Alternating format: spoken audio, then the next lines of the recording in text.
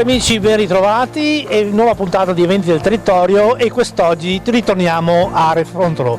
Siamo in una nuova location, siamo al Mulinetto della Croda e presentiamo quella che è l'ultimo weekend della settima rassegna dei passiti di Refrontolo e Corbanese.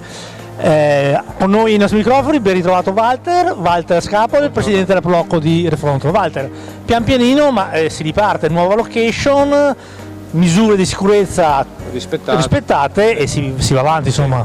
Sì, abbiamo pensato di portare questa manifestazione al Mulinetto della Croda. Ci sembra una location adeguata per i nostri prodotti, in particolare il Refrontolo Passito. Ospitiamo anche il Torchiato di Fregona perché fa parte della DOCG Conegliano Valdobbiadene. Ci sembra che il pubblico sia favorevole, abbiamo riscontrato un buon successo, siamo contenti.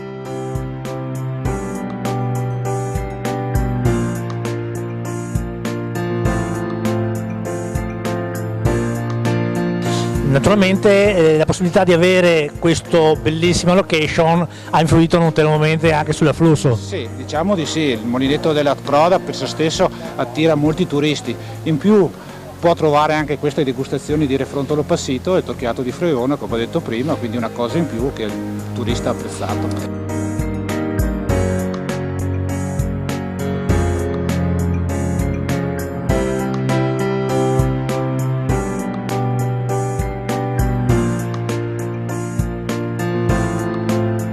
Walter, noi ti ringraziamo intanto dell'invito, hai 2 minuti per le telecamere per invitare i telespettatori a venirvi a trovare.